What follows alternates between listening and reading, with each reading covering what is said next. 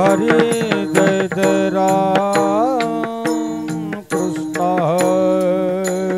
हरि जय जय जय राम कृष्ण हरे राम जय जय राम कृष्ण हरे जय जय राम कृष्ण हरे राम कृष्ण हरे जय जय राम कृष्ण हरे राम जय जय राम कृष्ण हरे राम कृष्ण हरे जय जय राम कृष्ण जय राम कृष्ण हरे जय जय राम कृष्ण हरे जय जय राम कृष्ण जय जय राम कृष्ण हरे जय जय राम कृष्ण हरि हरि जय जय राम कृष्ण हरि जय जय राम कृष्ण हरि जय जय राम कृष्ण हरि जय जय राम कृष्ण हरि जय जय राम कृष्ण हरि जय जय राम कृष्ण जय जय राम कृष्ण हरि जय जय राम कृष्ण जय जय राम कृष्ण जय जय राम कृष्ण जय जय राम कृष्ण जय जय राम कृष्ण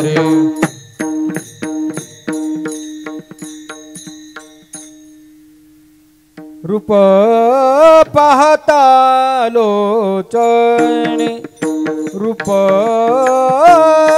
पाहता लोचणी रूप पाहता लोचनी रूप पाहता लोचनी पाहता लोचणी रूप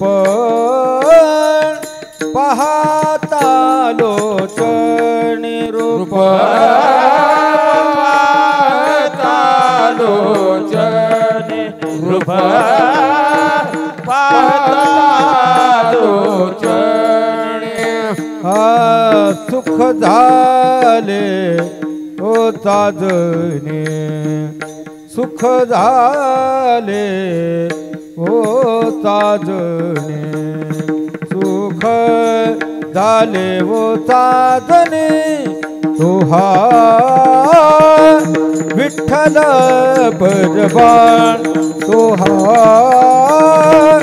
विठ्ठल परवान सुख झाले ओ साजणे सुख झाले ओ साजणे सुख झाले ओ साजणे तुहा विठ्ठल परवा तुहा विठ्ठल परवा तुहा माधव परवा तुहा माधव परवा तुहा माधव परवा तुहा विठ्ठल परवा तुहा विठ्ठल परवा तुहा माधव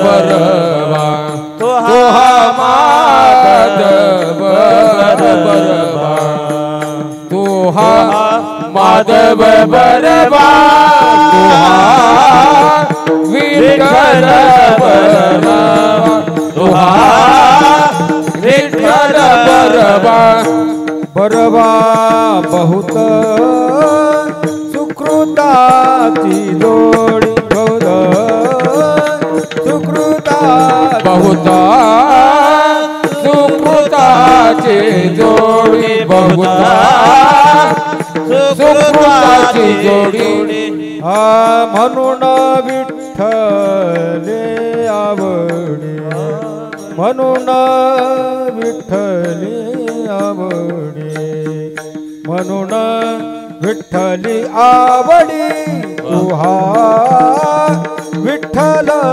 बरवा तुहा विठ्ठल बरवा म्हणून विठ्ठली आवडी म्हणून विठ्ठली आवडी म्हणून विठ्ठली आवडी तुहा विठ्ठल बरबा तुहा विठ्ठल बरबा सर्व सुखात आगर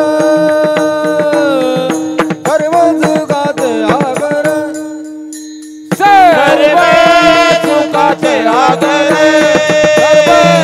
सर्व सुखाचे आगर सर्व सुखात आगर सर्व सुखात आगर सर्व सुखात आगर सर्व सुखाचे आगर सर्व सुखाचे सर्व सुखाचे आगर बाप रखुमा देवी बाप रखुमा देवी बाप रखुमा देवी तोहा विठ्ठल बरवा तोहा विठ्ठल बरवा तोहा विठ्ठल बरवा रघुमादेवी रघुमादेवी बापे रे कुमा देवी तोहा विठ्ठल तोहा विठ्ठल तोहा विठ्ठल बरवा तोहा माधव बरवा तोहा माधव बरवा तोहा माधव बरवा बरवा तोहा विठ्ठल बरवा तोहा विठ्ठल बरवा तोहा माधव बरवा तोहा माधव बरवा तोहा माधव बरवा तोहा विठ्ठल तोहा विठ्ठल तोहा विठ्ठल बरवा जय जय राम कृष्ण हरी जय जय राम कृष्ण जय जय राम कृष्ण जय जय राम कृष्ण हरि जय जय राम कृष्ण हरि जय जय राम कृष्ण हरि जय जय राम कृष्ण हरि जय जय राम कृष्ण जय जय राम कृष्ण हरि जय जय राम कृष्ण हरि जय जय राम कृष्ण जय हरि जय राम कृष्ण हरि जय जय राम कृष्ण हरि जय जय राम कृष्ण हरि राम कृष्ण हरि जय जय राम जय जय राम कृष्ण हरि जय जय राम कृष्ण हरि राम कृष्ण हरि जय जय राम जय जय जय हरि जय जय राम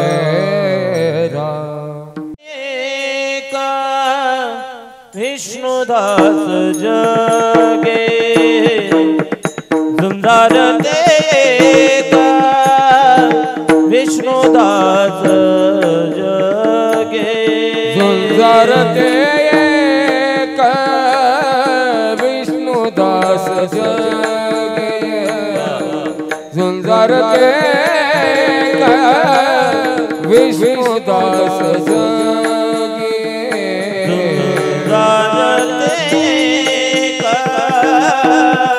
विष्णुदास जगे झुंजार विष्णुदास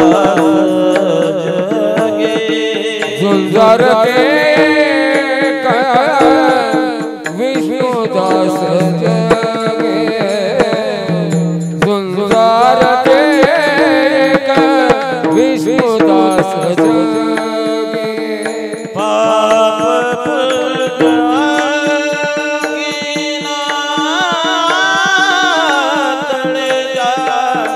पाप पुण्य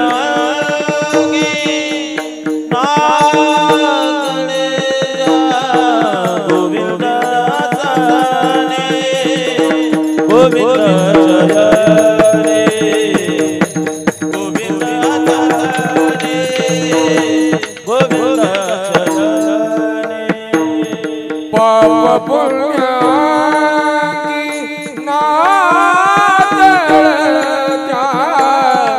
पाप पुण्य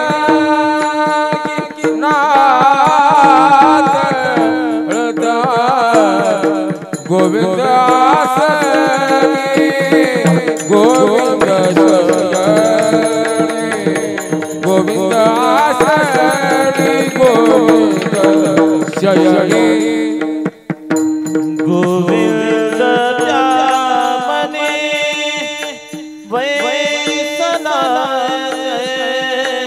गोविंद त्यामनी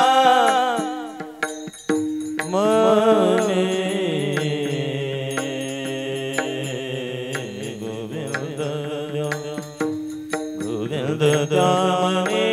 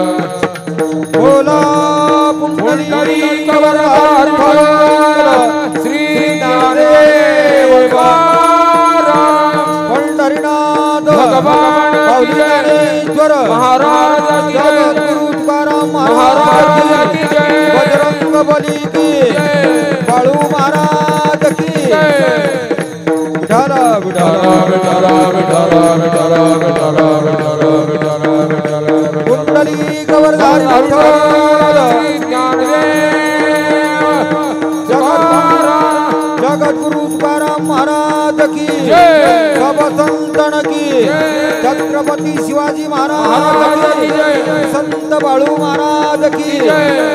विठाला विठाला विठाला विठाला विठाला विठाला विठाला विठाला विठाला विठाला विठाला विठाला विठाला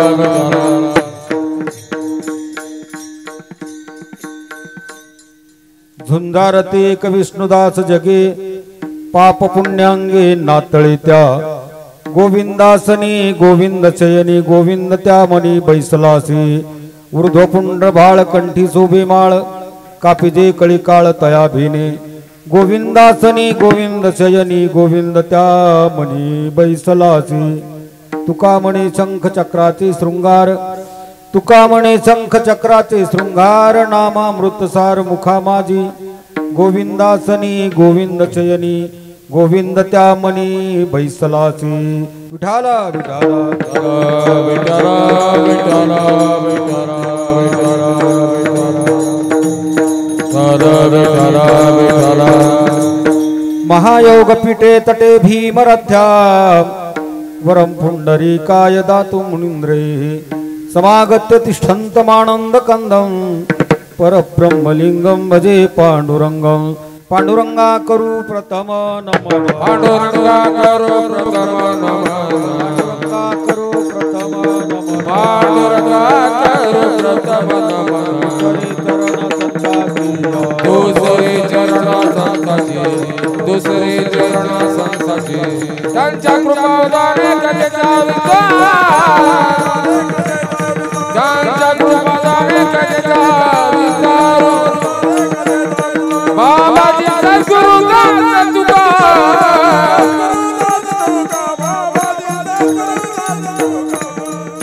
पांडुरंगा करू प्रथम नमन दुसरे चरण संतांच्या त्यांच्या कृपादाने कथेचा विस्तारू बाबाजी सद्गुरु दास तुका जयांचे केली स्मरण होय सकळ विद्यांचे अधिकरण तेचे वंदो श्रीचरण श्री गुरूंचे ते नमस्कारोनी आता ओम नमो ज्ञानेश्वरा ओम नमो ज्ञानेश्वरा ओम नमो ज्ञानेश्वरा ओम नमो ज्ञानेश्वरा करुणा करा दयाळा करुणा करा दयाळा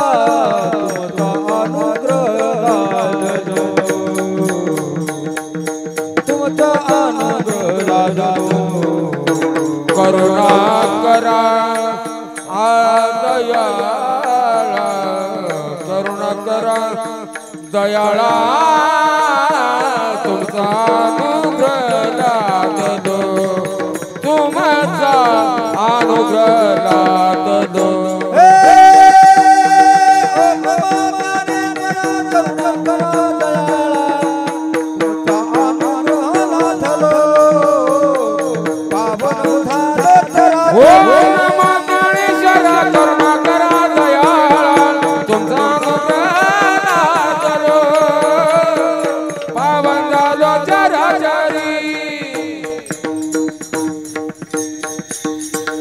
ओम नमो ज्ञानेश्वरा करुणा करा दयाळा तुमचा अनुग्रह लाधलो पावन झालो चराचरी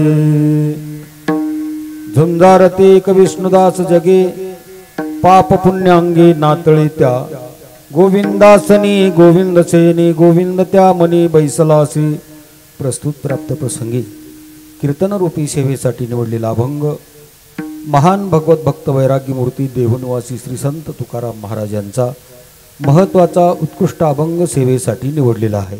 विठाला विठाला विठाला विठाला विठाला विठाला विठाला विठाला विठाला अभंगावर बोलण्यापूर्वी थोडासा परिहार द्यायचा होता असा भगवान परमात्म्याच्या कृपेने संत महात्म्यांच्या आशीर्वादाने समस्त ग्रामस्थ मंडळी मौजे आंधळी या ग्रामस्थ मंडळीच्या वतीने हनुमान जयंतीच्या निमित्ताने हनुमंतरायाच्या प्रांगणामध्ये भव्य आणि दिव्य स्वरूपामध्ये अखंड हरिनाम सप्ताह तथा जगद्गुरु श्री संत तुकोबरायांच्या गाथ्याचं पारायण आदी करून कार्यक्रम या ठिकाणी आयोजित केले आहेत.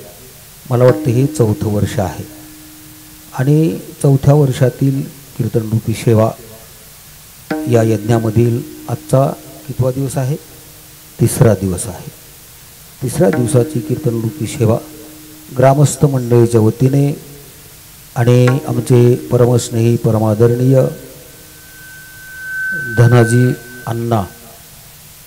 धनाजी आगतराव काळे यांच्या माध्यमातून ही सेवा माझ्या वाट्याला आलेली आहे.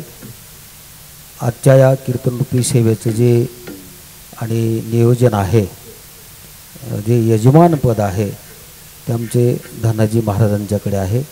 तेव्हा त्यांच्या माध्यमातून ही सेवा माझ्या वाट्याला आलेली आहे. इथे आल्यानंतर भव्य आणि दिव्य स्वरूपामध्ये चालू असलेला यज्ञ, भव्य आणि दिव्य असणारा हा मंडप, जसा मंडप आहे त्याच पद्धतीचं आणि महाप्रसाद आहे. महाप्रसाद देखील फार मोठ्या प्रमाणामध्ये आहे. इथे आल्यानंतर आमच्या काही तरुण मंडळीने मला थोडंसं सूचना केली, माहिती दिली की या अशा प्रकारचा महाप्रसाद दररोज होत असतो. तो आजही आहे या ठिकाणी. खूप मोठ्या प्रमाणामध्ये आजची जी महाप्रसादाची सेवा आहे ती श्री संत बाळूमामा मंदिर समिती यांच्या आणि माध्यमातून आजची महाप्रसादाची व्यवस्था आहे. जे काही मंदिर समितीमध्ये असणारे जे तरुण मंडळी आहेत, 100-50 काही जे असतील ते, त्यांनी अतिशय प्रेमाने, अतिशय भावनेने, श्रद्धेने आणि जीव ओतून त्यांनी सेवा केलेली आहे. मीही त्याचा आस्वाद घेतलेला आहे.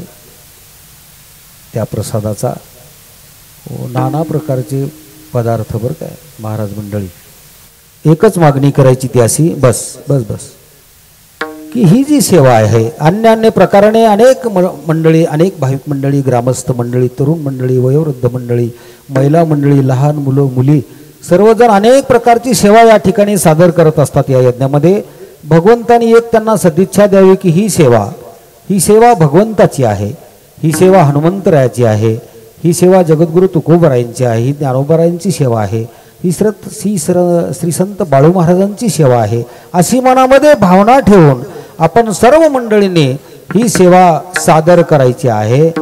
अलग लक्षामध्ये भगवान परमात्मा खरोखर आपल्याला आणि जीवनामध्ये आपलं कल्याण केल्याशिवाय राहणार नाही. पण कीर्तनाचे नियम आहेत. कीर्तनामध्ये तुम्ही कुठेही बसून चालणार नाही, असे नियम आहेत. कीर्तनामध्ये कसं बसावं हे साधू संतांनी सांगितलेलं आहे. कीर्तनामध्ये येऊन समोर बसावं वक्त्याच्या, आणि समोर बसल्यानंतर मांडी घालूनच बसलं पाहिजे. गुडघेवर करून बसायचं नाही, आलं लक्षात. हो, नाही तर गुडघेवर करायचे, बसायचे, त्याच्यावर डोकं ठेवायचं आणि द्यायचे लांबून. जेवण झालेलं असते भरपूर. हो, कीर्तनाचे नियम आहेत.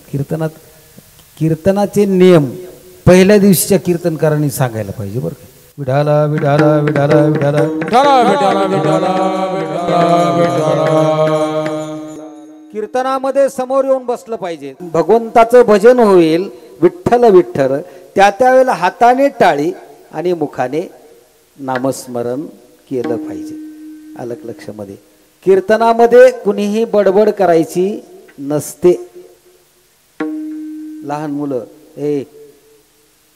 कीर्तनामध्ये कुणीही बडबड करायची नसते. आता तुम्ही एकमेकीला चिमटे घेताय. हा, कीर्तनात बडबड करायची नाही बरं. तुम्ही म्हणा काय होईल मग बडबड केली तर? काय होईल म्हणजे पुढच्या जन्मात बेंडकीच्या जन्माला जावं लागते. बेंडूक माहित आहे? बेंडूक.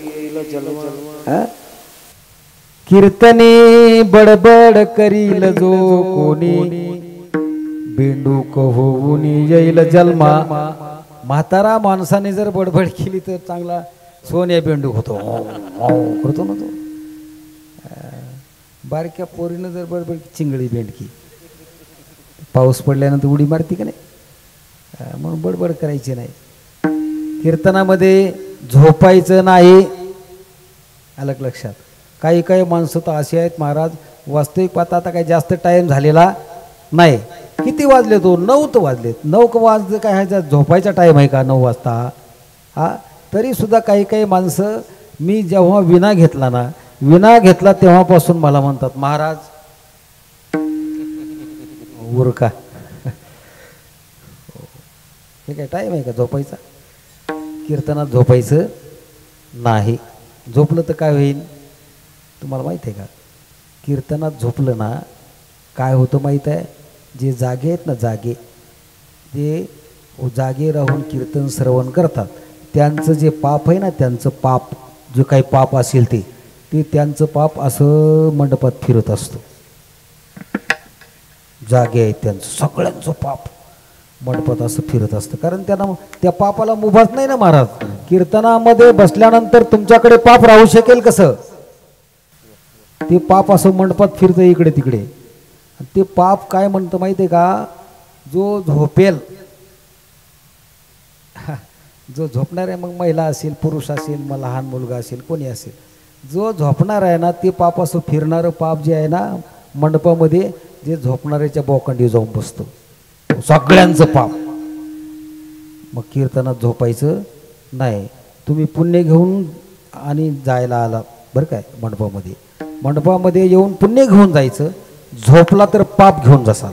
विठाला विठाला विठाला विठाला विठाला म्हणून कीर्तनात झोपायचं नाही. कीर्तनामध्ये एकमेकाशी बोलायचं सुद्धा नाही. कीर्तनामध्ये व्यसन करायचं नाही. व्यसन करायचं नाही म्हणजे तंबाखू. काही काही मंडळी मुद्दाम अंधारात बसतात तिकडे. लक्षात? मुद्दाम अंधारात का? तिकडे आपले चोळता येते तिकडे, की तंबाखू चोळायची, तोंडात तिकडे टाकायचं आणि कीर्तन ऐकायचं. तुम्हाला सांगू का? तंबाखू खाऊन, तंबाखू ओढून, बिडी ओढून, सिगारेट ओढून जर तुम्ही कीर्तन ऐकत असाल बरं काय, तर काय होईल माहिती आहे का? हा, काय होईल? विठाला विठाला विठाला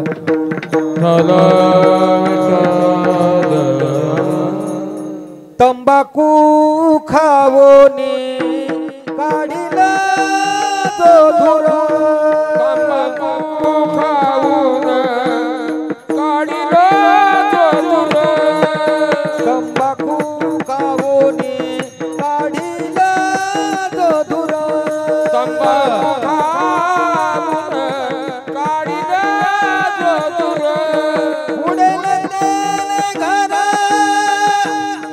तेने पापे, उडेल त्याचे घर तेने पापे,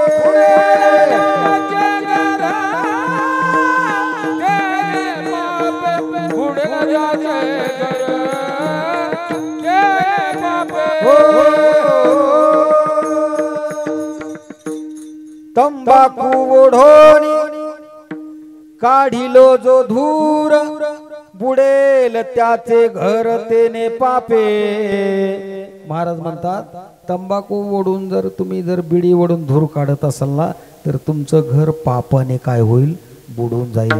म्हणून कीर्तनात व्यसन करायचे नाही. या ठिकाणी चालू असलेले अज्ञ आणि सेवेसाठी निवडलेला अभंग तुकोबरायांचा आहे. या अभंगामध्ये श्री संत जगद्गुरु तुकोबरायांनी संतांचे अंतर्बाह्य लक्षण सांगितलेले आहेत. झुंजारतीक विष्णुदास जगी पाप पुण्यांगे नातळी त्या. मग संत महात्मे कसे असतात? जगद्गुरु तुकोबराय म्हणतात ते झुंजार आहेत आणि नुसते झुंजारत नाहीत. या जगामध्ये झुंजार सूरवीर जर कोण असतील तर ते संत महात्मे आहेत. त्यांच्याकडे पापाचा लेशही राहत नाही असं तुकोबरायांना म्हणायचं आहे. महाराजांना विचारलं, महाराज असे जे संत महात्मे आहेत ते झुंजार आहेत, सूरवीर आहेत, त्यांच्याकडे पाप पुण्य येऊ शकत नाही. मग ते जे संत महात्मे असतात त्यांचं जे बाह्य लक्षण आहे ते बाह्य लक्षण कोणतं आहे? तर त्यावेळेला जगद्गुरु तुकोबराय म्हणतात त्या संतांनी आपल्या कपाळावरती गोपीचंदनाचा टिळा लावलेला असतो, गळ्यामध्ये पवित्र तुळशीची माळ घातलेली असते आणि मुखामध्ये अखंड भगवंताचं नामचिंतन असतं. ऊर्ध्वपुंड्र भाळ कंठी शोभे माळ कापिजे कळीकाळ तया भिने. मग असं जे नामस्मरण आहे, असे जे संत महात्मे आहेत, त्यांनी आपल्या अंगावरती काय धारण केलेलं असतं? शंख चक्राचे शृंगार धारण केलेले असतात आणि नामामृत त्यांच्या मुखामध्ये असतं. तुका म्हणे शंख चक्राचे शृंगार नामामृत सार मुखा माझी. मग असे जे संत महात्मे आहेत ना, ते नामामृत त्यांच्या मुखामध्ये असतं. किती नामस्मरण असतं त्यांच्या मुखामध्ये? किती असतं? ते झोपले तरी नामस्मरण, जागृतीत असले तरी नामस्मरण, त्यांना स्वप्न पडलं तरी नामस्मरण. कुठल्याही अवस्थेमध्ये संत महात्मे असतील, त्यांचं अखंड नामचिंतन चालू असतं. गोविंदासनी गोविंद सेनी गोविंद त्यामनी बैसलासी. अभंगाचा अर्थ संपला. आता कीर्तन संपवायला काही अडचण नाही. तुम्ही म्हणसाल बरं झालं बुवा, जेवण भरपूर झालेलं आहे, झोपायला आपलं मोकळं. पण वेळेच्या अगोदर संपवणार नाही आणि वेळेच्या पुढे 1 मिनिट सुद्धा जाणार, जांभळी द्यायची नाही. हां, जांभळी द्यायची नाही. कारण तुम्ही जांभळ्या दिले ना, मला सुद्धा जांभळी येईल. तुम्ही जर डोळा झाकला तर माझे दोन्ही डोळे झाकतील, अशी मला सुद्धा झोप येईल. झोप फार वाईट असते महाराज. जसं लागण असते ना प्लेगची, मागं कोणती बिमारी आली ती माझ्या लक्षात राहील नाही. हां, कोरोना. त्या कोरोनाची कशी लागण होती? हां, कोण जवळ जाऊन बसत होते त्याच्या गप्पा मारीत. अहो, कशाचा गप्पा मारीत जवळ जायला महाराज? मुलगा असू द्या, बायको असू द्या, मुलगी असू द्या, नाही तर कोणी असू द्या. हो, जर समजा मुंबई पुण्याहून आला नाही एखादा, त्याला घरात घेत होते का? किती प्रेमाचा आणि किती आवडीचा असला तर का घेत नव्हते? त्याचं कारण आहे, कोरोनाची लागण होत होती. तशी झोपेची सुद्धा लागण आहे. झोपेची सुद्धा लागणच आहे महाराज. शेजारचा झोपला की त्याचा शेजारचा झोपला म्हणून समजायचं. आलं लक्षात? विठाला विठाला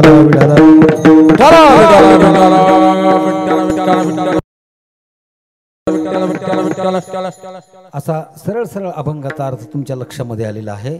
अभंगाची भूमिका अशी आहे, मनुष्यजीव, मनुष्य जीवाची सार्थकता किंबहुना मनुष्य जीवनाचं जे कल्याण आहे ते कशामध्ये आहे? माणसाच्या जीवनाचं सार्थक किंबहुना माणसाच्या जीवनाचं कल्याण हे कशामध्ये असेल तर ते भगवत प्राप्तीमध्ये आहे. देवाच्या प्राप्तीशिवाय, भगवंताच्या प्राप्तीशिवाय मानवी जीवनाची सफलता नाही. तुकोबारायचं प्रमाण आहे, विठ्ठलाची एक देखलिया, विठ्ठलाची एक देखलिया,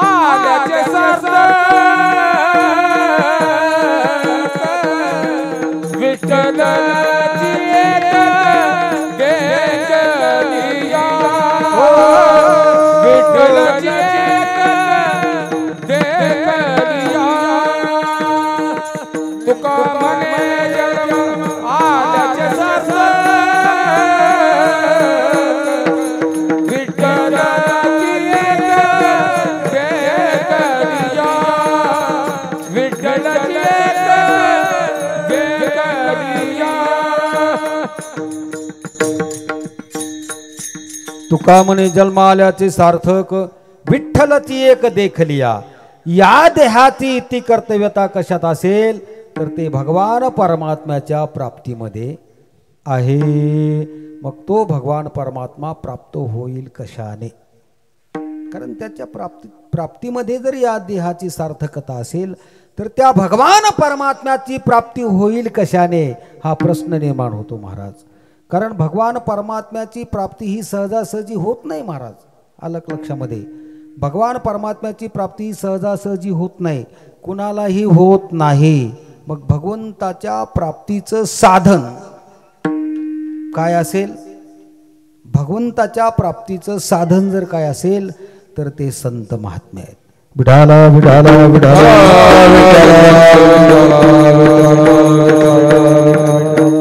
भगवान परमात्म्याची प्राप्ती करून घ्यायची असेल, देवाची जर तुमच्या जीवनामध्ये प्राप्ती करून घ्यायची असेल तर आपल्या जीवनामध्ये संतांची फार गरज आहे. संतांच्या शिवाय भगवंताची प्राप्ती आपल्या जीवनामध्ये होऊ शकत नाही. नाथ महाराजांनी गोड सांगितलेलं आहे. नाथ महाराज म्हणतात, हरी प्राप्तीशी उपाय धरावे संतांचे ते पाय. हो, महाराज म्हणतात की तुम्हाला हरीची जर प्राप्ती करून घ्यायची असेल, देवाची जर प्राप्ती करून घ्यायची असेल तर तुम्हाला संतांचे पाय धरावे लागतील. संतांची संगत करावी लागेल, संतांची सेवा करावी लागेल. म्हणजे हे तुमच्या लक्षात आलं की भगवान परमात्म्याच्या प्राप्तीशिवाय जीवनाची इति कर्तव्यता नाही. आणि भगवंताची प्राप्ती जर करून घ्यायची असेल तर संतांची गरज आहे. संतांशिवाय देवाची प्राप्ती होत नाही. अलग लक्षामध्ये. संतांशिवाय देवाची प्राप्ती होऊ शकत नाही महाराज. मग असा जर प्रश्न केला का हो महाराज ते संत असतात कसे, ते संत महात्मे नेमके असतात कसे? हो, कुणाकुणाच्या जीवनामध्ये संतांनी देवाची प्राप्ती करून दिलेली आहे. कुणाकुणाच्या जीवनामध्ये अनेक साधू संतांचे पुरावे आपल्याला देता येतील की प्रत्येक साधू संतांनी आपला अनुभव सांगितलेला आहे. प्रत्येक साधू संतांनी आपली अनुभूती सांगितलेली आहे की आमच्या जीवनामध्ये आम्हाला तो परमात्मा प्राप्त झाला ना, त्याचं कारण जर काय असेल तर ते संत महात्मे आमच्या जीवनामध्ये आले म्हणून आम्हाला देवाची प्राप्ती झालेली आहे. अलग लक्षामध्ये. जगद्गुरु तुकोबारायचं प्रमाण आहे. तुकाराम महाराज म्हणतात, माझ्या जीवनामध्ये मला पद्मनाभ रूपी ठेवा मिळाला, पद्मनाभ रूपी ठेवा प्राप्त झाला, त्याला जर कारण काय असेल तर ते संत आहे. संत दर्शनी संत दर्शनी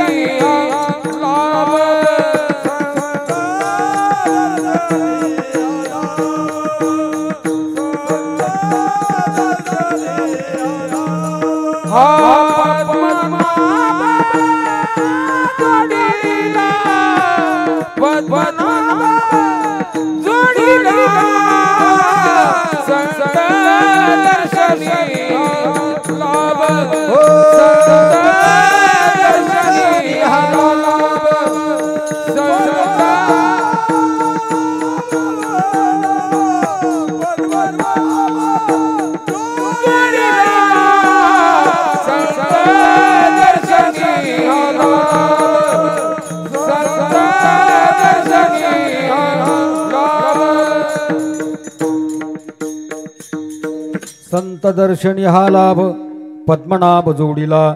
जगद्गुरु तुकोबाराय म्हणतात तो पद्मनाभ जोडला गेला. त्याचं कारण जर काय असेल तर संतांचं दर्शन आमच्या जीवनामध्ये झालं म्हणून तो पद्मनाभ आम्हाला जोडल्या गेला. आता तुम्ही ज्ञानोबारायांना विचारा. ज्ञानेश्वर महाराजांना माऊलींना जर विचारलं, माऊली तुमच्या जीवनामध्ये तुम्ही तरुण गेला, भवसागरातून तुम्ही तरुण गेला, त्याला कारण जर काय असेल तर माऊली ज्ञानोबाराय सांगतात, मी जर हा भवसागर तरुण गेलो ना त्याला कारण माझे श्रीगुरु आहेत. ज्ञानदेव म्हणे तरलो तरलो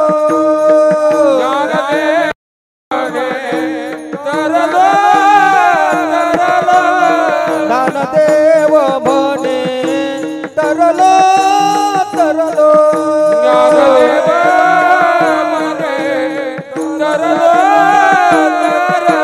आता उधारीला गुरु कृपे आता उधरलो गुरु कृपे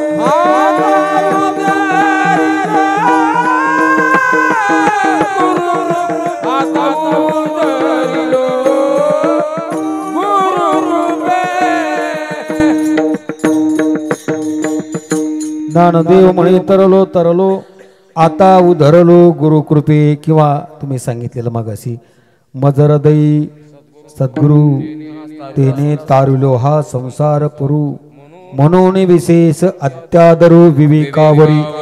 माऊली ज्ञानोबारांचा अनुभव ज्ञानोबारांनी सांगितलेला आहे की मी जर तरुण गेलो असेल या संसार सागरातून, त्याला कारण आहेत माझे श्रीगुरु आहे. अलग लक्षात. म्हणून श्रीगुरु शिवाय संतांशिवाय आपला तरुणोपाय नाही. भगवत प्राप्ती ही होऊ शकत नाही महाराज. अलग लक्षामध्ये. हो, अनेक जणांचे प्रमाण आपल्याला सांगता येतील. निळोबारांना विचारा, निळोबाराय देखील हाच अनुभव सांगतात. निळोबाराय म्हणतात माझ्या जीवनामध्ये मी खरं जर तरलो असेल, माझा उद्धार जर केला असेल, माझ्यावर कृपा जर केली असेल तर ती माझ्या श्रीगुरूने केलेली आहे. अलग लक्षात. येवनिया कृपावंते तुकया स्वामी सद्गुरु नाथे, हात ठेविला मस्तकी प्रसाद देवोनी केले सुखी. निळोबारायांचा अनुभव आहे.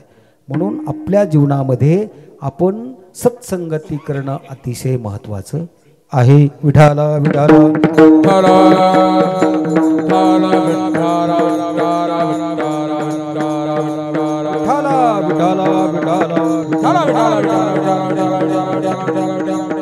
म्हणून जीवनामध्ये भगवत प्राप्ती करून घ्यायची असेल तर सत्संगती महत्वाची आहे.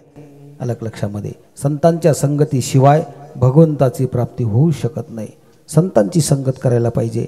हो, कबीर महाराजाचा अनुभव आहे. कबीर महाराज एके ठिकाणी सांगतात. कबीर महाराज म्हणतात संगत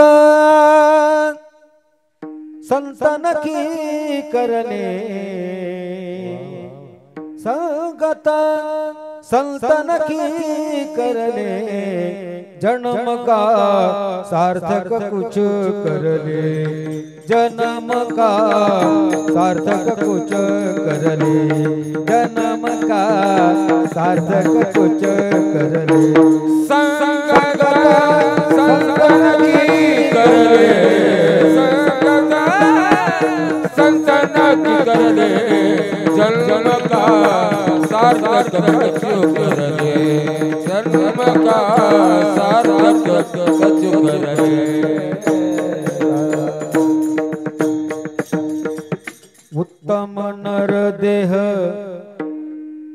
पाया प्राणी, उशिका हित कुछ करले, जन्म का सार्थक कुछ करले.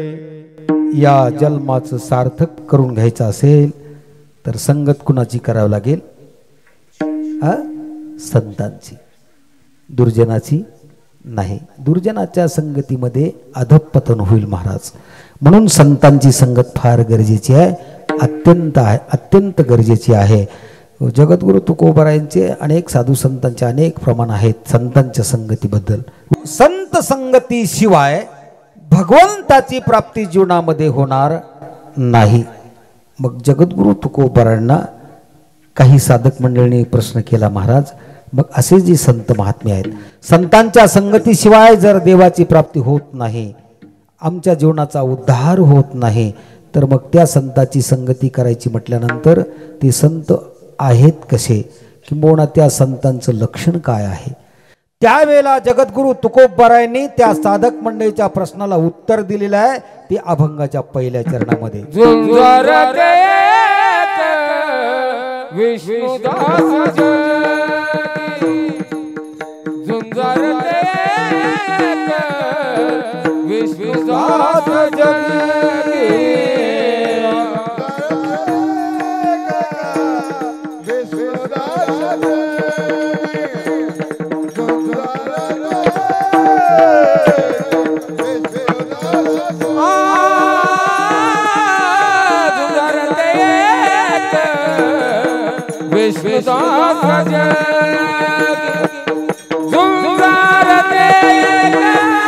विष्णुदास जगी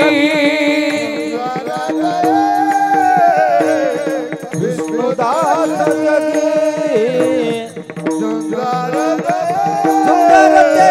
विष्णुदास जगी पाप पुण्यांकी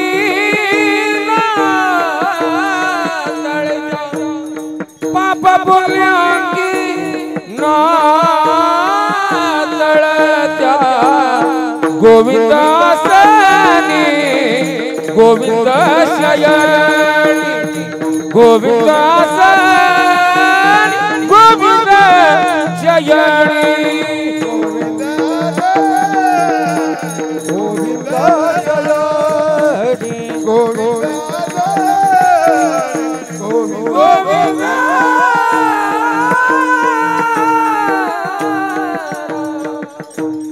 झुंजारते एक विष्णुदास जगे पाप पुण्यांगे नातळीता. जगद्गुरु तुकोबाराय साधक मंडळीच्या प्रश्नाला उत्तर देतात. असे जे संत महात्मे आहेत ना, ते संत महात्मे कसे आहेत त्यांचं लक्षण सांगितलेलं आहे, अंतर्बाह्य लक्षण सांगितलेलं आहे. जगद्गुरु तुकोबाराय म्हणतात ते संत कसे आहेत, झुंजार आहे. झुंजार झुंजार ते एक विष्णुदास जगी. या जगामध्ये झुंजार कोण असतील तर ते संत आहेत. झुंजार कोणाला म्हणतात, झुंजार हा जो योद्धा असतो ना त्याला म्हणतात झुंजार. शूरवीर त्याला झुंजार हा शब्द वापरलेला आहे. म्हणून संत महात्मे हे कसे आहेत, झुंजार आहेत. झुंजार आहेत म्हणजे अर्थात ते कसे आहेत, योद्धे आहेत. योद्धे आहेत. मग योद्धे म्हटल्यानंतर युद्ध करत असतील, बरोबर आहे का नाही. मग योद्ध्याचं काम काय, युद्ध करणे हा हे योद्ध्याचं काम आहे, बरोबर आहे का नाही. मृदंग्याचं काम काय, हा मृदंग्याचं काम काय, पखवाज वाजवणे हे त्याचं काम आहे, बरोबर आहे. गायकाचं काम काय, गायन करणं, योग्य ते प्रमाण देणं हे गायकाचं काम आहे. बसलेल्या मंडळीचं काय काम आहे, झोपा काढणे हे बसलेल्यांचं काम आहे का, नाही. मग बसलेल्याचं काय काम आहे, कीर्तनाला ऐकायला आलेल्या मंडळीचं काय काम आहे, हाताने टाळी मुखाने नामस्मरण. कीर्तनकाराचं काय काम आहे, कीर्तनकाराने जो अभंग घेतला त्या अभंगाच्या माध्यमातून जसं बुद्धीला झेपेल, ज्याची जशी अवकात असेल, अलग लक्षामध्ये बुद्धीची, त्याप्रमाणे त्याने अभंगावरती बोलणे, विश्लेषण करणे हे कीर्तनकाराचं काम आहे. तसं योद्ध्याचं काय काम आहे, योद्ध्याचं काम काय, भाकरी खायचं आणि झोपायचं का, सीमेवरती नाही महाराज, अलग लक्षामध्ये. विठाला विठाला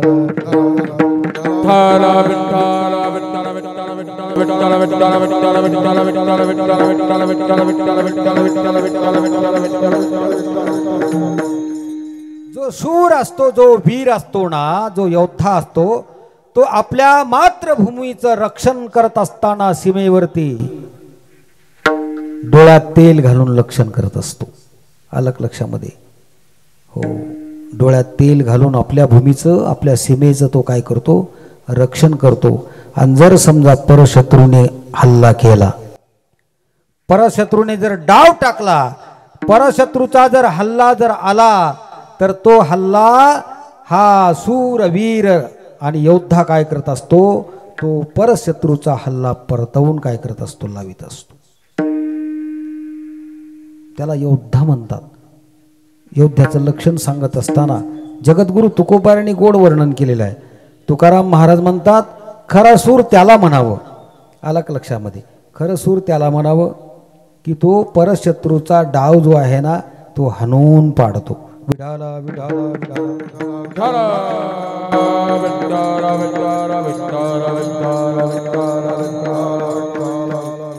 सांभाळी तो सूर, सांभाळी तो सूर अलघा डाव, सांभाळी तो सूर अलघा डाव, सांभाळी तो सूर आगारी डाव, सांभाळी तो सूर आगारी डाव, सांभाळी तो सूर अलघा डाव, सांभाळी तो सूर अलघा डाव, सांभाळी तो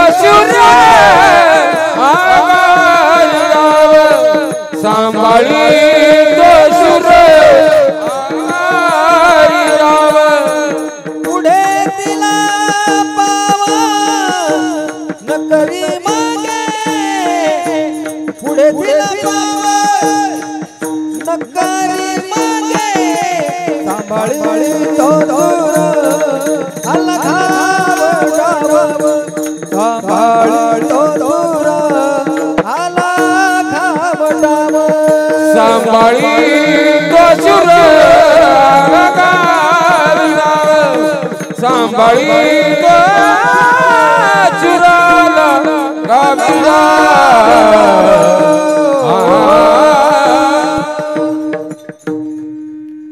सांभाळी तो सुर अलघाव डाव त्याला सूर म्हणतात. समोरच्या शत्रूने हल्ला केल्यानंतर तो हल्ला परतवून लावणे अलग लक्षामध्ये त्याला सूर म्हणतात. आणि एकदा का पाऊल पुढे टाकला रणांगणामध्ये रणांगणामध्ये एकदा का पाऊल पुढे टाकला रे टाकला की तो पाऊल प्राण गेला तरी बेहत्तर परंतु मागे फिरला ना पाहिजे. अलग लक्षामध्ये ज्ञानोबारांचं वर्णन आहे.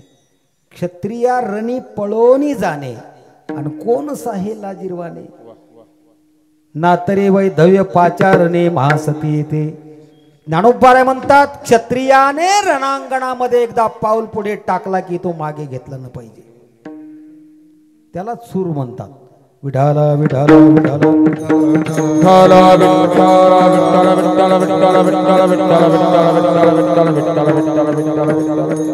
आता सुराचे आणि योद्ध्याचे अनेक लक्षणं सांगितलेले आहेत. शास्त्रामध्ये साधू संतांनी आपापल्या परीने वेगवेगळे लक्षणं सांगितलेले आहेत. अलग लक्षामध्ये जगद्गुरु तुकोबारायचा आणखी एक अभंग आहे. तुकाराम महाराज म्हणतात त्याला सूर म्हणावं. कुणाला? त्यालाच योद्धा म्हणावं, त्याला सूर म्हणावं की ज्याने आपल्या जीवनामध्ये संसारावरती मात केलेली आहे, संसार ज्याने जिंकलेला आहे त्याला सूर म्हणावं. जिंकावा संसार येणे नावे तरी सूर.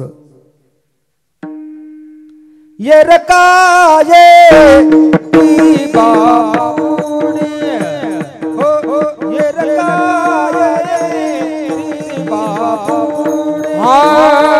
ये रकाये ती बापुणे ये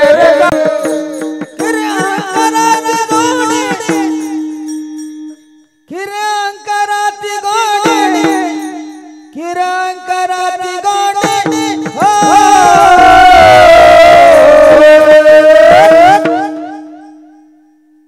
जय जय श्री राम. ये रकाये ती बापुणे ये रकाये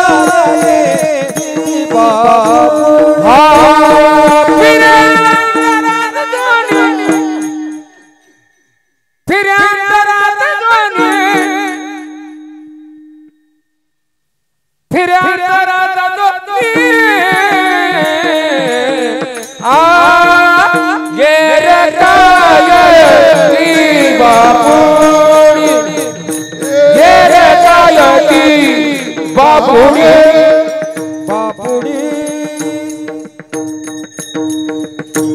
जिंकावा संसार येणे नावे तरी सूर. येर काय ते बापुडे कीर अहंकाराची गुडे. याप्रमाणे त्याला खरं सूर म्हणावं. मग जो सुराचं लक्षण सांगत असताना जगद्गुरु तुकोबाराय म्हणतात सूर त्याला म्हणावं की जो युद्ध करतो त्याला सूर म्हणावं. बरोबर आहे का नाही? मग संत महात्म्यांना या ठिकाणी या अभंगामध्ये झुंजार म्हटलेलं आहे. मग संत महात्मे युद्ध करीत असले पाहिजे. उगच कसं तुकोबाराय म्हणतील सूर झुंजार योद्धा उगच म्हणणार नाहीत ना. मग संत महात्मे युद्ध करतायत, मग कुणा बरोबर युद्ध करतायत? विठाला विठाला विठाला विठ्ठल विठ्ठल विठ्ठल. कारण युद्ध करायचं म्हटलं की द्वंद्व पाहिजे का नाही. युद्ध करायचं म्हटलं की आपल्याला शत्रू पाहिजेत. मग संत महात्म्याचे शत्रू कोण आहेत. संत महात्म्याचे शत्रू तुकोबारायांनी सांगितलेले आहेत की संत महात्मे आणि युद्ध करत होते. संत महात्मे युद्ध करत होते ते कुणाबरोबर युद्ध करत होते. जगद्गुरु तुकोबारायांनी प्रतिपादन केलेलं आहे. महाराज म्हणतात रात्रंदिवस आम्हा युद्धाचा प्रसंग अंतर्बाह्य जग आणि म्हणून. महाराज म्हणतात रात्रंदिवस आम्हाला युद्ध करावं लागतंय. बाह्य दृष्टिकोनातून युद्ध आम्हाला करावं लागतं ते या जगाबरोबर. आणि अंतर्दृष्टीने विचार केला तर या मनाबरोबर काम क्रोधाधिक विकारांच्या बरोबर आम्हाला युद्ध करावं लागतं. विठाला विठाला विठ्ठल विठ्ठल विठ्ठल. बाह्य जगाबरोबर युद्ध करावं लागतं महाराज. अलग लक्षामध्ये जगद्गुरु तुकोबारायांचं सोडून द्या. तुकोबाराय आधी करून संत महात्म्यांना या बाह्य जगाबरोबर युद्ध तर करावंच लागलं महाराज. अलग लक्षामध्ये जगद्गुरु तुकोबाराय आधी करून संत महात्म्यांना या जगाने काही थोडा त्रास दिलेला आहे का. हा थोडा त्रास दिलेला आहे. ज्ञानोबारायांना या जगाने थोडा त्रास दिला का महाराज. ज्ञानोबारायांना या जगाने थोडा त्रास दिलेला आहे. हो अहो संत महात्म्यांना आता एकाचा जर इतिहास सांगत बसलं ना आपण आपलं कीर्तन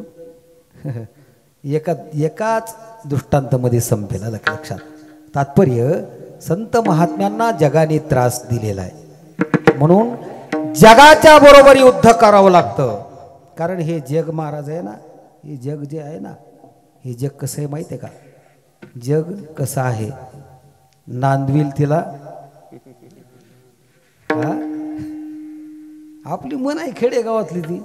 जग कसं आहे नांदविल तिला जी नांदत असेल ना तिला पळवतं आणि जी पळत असेल तिला नांदवतं.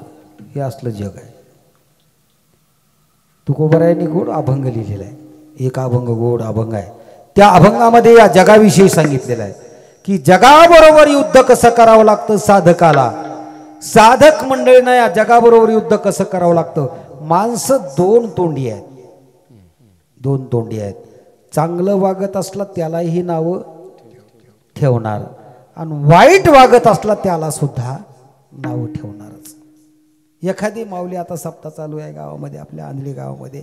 हो पहिल्या दिवसापासून सप्त्याला रोज कीर्तनाला हरिपाठाला प्रवचनाला हो प्रसादाला सगळ्या कार्यक्रमाला एखादी माऊली आली बरं काय. 8 दिवस तिने अख्खा सप्ताह अख्खं पारायण ऐकलं 8 दिवस. आणि अख्खं पारायण ऐकल्यानंतर काल्याच्या दिवशी काल्याचे जे महाराज होते त्या महाराजाकडून तिने काय केली तिचा मनावर परिणाम झाला. हो 8 दिवस पारायणामध्ये सगळे कार्यक्रम ऐकल्यानंतर कीर्तन प्रवचन भजन ऐकल्यानंतर तिच्या मनावर परिणाम झाला आणि तिला वाटलं कुठपर्यंत आता नाहीतरी दात पडलेले आहेत आपल्या दाडा राहिलेल्या नाहीत. मग आता काय करायचंय. तिला वाटलं काल्याचं कीर्तन नेमकं झालंय मग काय करू आपण आता काल्याच्या महाराजाकडून माळ घालून घेऊ. घातली माळ तिने एखाद्या माऊलीने. मग माळ घातली काल्याचं कीर्तन संपलं घरी गेली. महाराजांनी नेम सांगितलेले ती आपली बिचारी आचरणामध्ये आणू लागली. महाराज सांगत असतात सकाळी उठावं स्नान करावं तुळशीला पाणी घालावं देवपूजा करावी रामकृष्ण हरी मंत्राचा जप करावा की माळ घालणारे महाराज सांगत असतात. ती आपली सकाळी उठली दररोज ती महाराज 8, 9, 10 वाजता उठायची. पण महाराजांनी सांगितलं लवकर उठायचं. लवकर उठली बिचारी सकाळी 5 वाजता उठली. आंघोळ केली.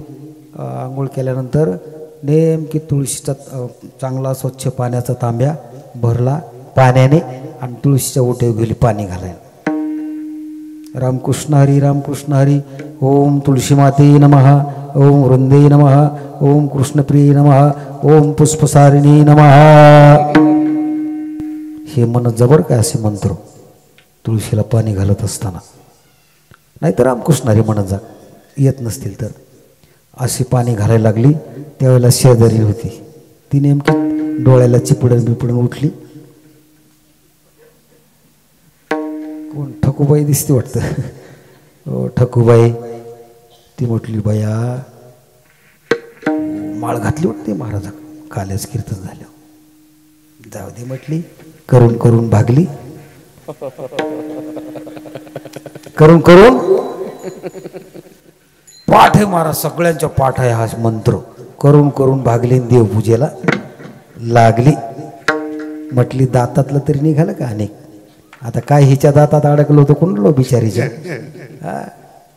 हो आमचं म्हणणं असं आहे बाबा, ती बिचारी करून करून भागली, शेवटी का होईना पण देवपूजेला लागली. आता तुझे पार मसनात जायची वेळ आली ना, आणि तू कधी जागा होणार आहे, तू कधी देवपूजेला लागणार आहे ते सांग अगोदर. आलं लक्षात. तात्पर्य परमार्थ करणाराला, परमार्थ पथिकांना जग हे नाव ठेवत असतं. विठ्ठल विठ्ठल विठ्ठल विठ्ठल विठ्ठल विठ्ठल विठ्ठल. माळकऱ्याला लोक चांगलंच म्हणतात असं नाही महाराज, बरं काय दादासाहेब, असं तुम्ही समजू नका. माळकऱ्याचं सगळं दर्शन घेतात. नाही नाही हो, माळकऱ्याला सुद्धा वाईट म्हणणारे लोक आहेत या जगामध्ये. काय त्या माळकऱ्यांनी ह्यांचं कुठं काय बांध फोडलाय कुणास ठाऊक. काही काही तर असे आहेत महाराज, गंध पाहिला की त्यांच्या कपाळावर आड्यात फिटतात. काय या गंधाचं ह्यांचं काय वाकडे आहे कुणास ठाऊक. असे माणसं आहेत. म्हणून परमार्थ करणाऱ्यांना जगामध्ये नावं ठेवणारे लोक असतात. जगद्गुरु तुकोबाराय म्हणतात, असे जे नावं ठेवणारे लोक आहेत यांच्याबरोबर युद्ध करावं लागतं. तुका म्हणे ऐसा हा लौकिक कदा राखवेना आणि पतित पावना देवराया. लग्न करू जाता म्हणती हा मातला, न करिता झाला न पुसक. आता अभंग प्रमाण म्हणतो सरळ बरं काय. भेटीशी नव जाता म्हणती हा निष्ठूर, येता जाता घर बुडविले. महाराज म्हणतात एखादा पाहुणा जर आपल्या भेटीला येत नसेल तर ज्याच्या घरी येत नाही ना ते म्हणत असतात लय गर्विष्ठ आहे हो, श्रीमंती आली, बंगला आहे, गाड्या आहेत, घोड्या आहेत, सगळं आहे म्हणून सगळ्या पाहुण्यांना विसरला. अहंकारी आहे, गर्विष्ठ आहे, कधीच येत नाही हो आमच्या घरामध्ये, कधीच आमच्या दारामध्ये येत नाही. आता त्या पाहुण्यानं ऐकलं, हसते पर हसते, त्याच्या कानावर गेलं की आपल्याला सगळे पाहुणे आपले नाव ठेवतात. घरी का जात नाही म्हणून त्याने असं ठरवलं आता दुसरे कामच करायचे नाही, रोज उठलं की चहा प्यायला सासरवाडीत. त्यानं ठरवलं महाराज. हा गडी असा होता, एकदा ठरवलं की ठरवलं. सकाळी उठायचा, गादीवरून क्वाटून उठला, तोंड सुद्धा धुयायचं नाही, लगे गाडीला किक मारायचा की सासरवाडी जवळ होती, सासऱ्याच्या दारामध्ये गाडी उभे करायचं नेऊन. तिथे गेलो, ब्रश आमकं तमकं, चहा पाणी नाश्ता जेवण, मग जेवण करून कुठे आपल्या कामाला जायचं. आता तुम्हाला काय वाटतं गुरुजी, सासरवाडीत किती दिवस आदर होतो माणसाचा? हा काय महाराज किती दिवस होईल बरं? अंदाजाने सांगायचं आपलं. सासरवाडीत अहो 1 दिवस, जास्तीत जास्त 2 दिवस. लयच लाडका जावाई असेल, जावाई माझा लाडाचा जर असला, समजा लय लाडका जावाई जर असेल ना, सासरवाडीमध्ये 1 दिवस 2 दिवस 3 दिवस 4 दिवस 5 दिवस 10 दिवस 8 दिवस 10 दिवस 12 दिवस 15 दिवस जावयाचा लाड. अहो कशाचं महाराज, 3ऱ्या दिवशी जर तुम्ही नाही बेसनावर आले तर सांगायचं विचारू नका मला महाराज. 3ऱ्या दिवशी बेसनावर गाड्याला टिपरू, विठाला विठाला विठाला विठाला विठाला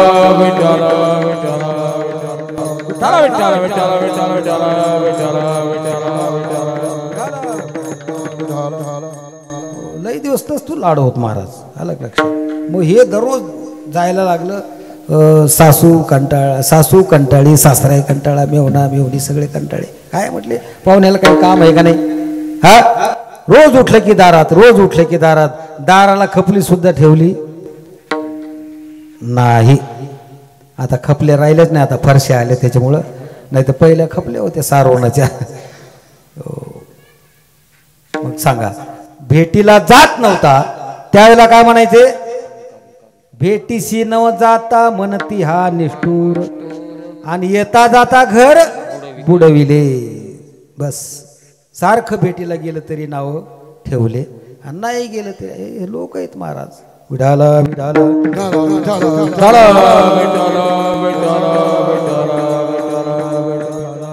म्हणून असं जे जग आहे ना, तुकोबाराय म्हणतात अशा जगापासून माणसाने सावधान राहावं, सावध राहावं. तुका म्हणे जग दुतोंडी सावध, म्हणून या संग खोटा त्यांचा. म्हणून अशा जगाचा संग आपण करू नये.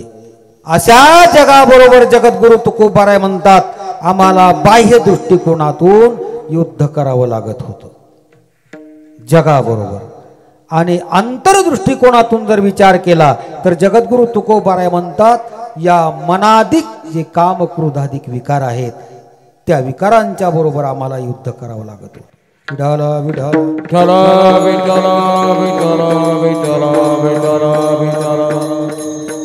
हो, जगद्गुरु तुकोबाराय म्हणतात हे जे काम क्रोध आहेत ना, हे काम क्रोध सहजासहजी आपल्या ताब्यात येत नाही, त्यांना जबरदस्तीने आपल्या ताब्यात ठेवावं लागेल महाराज.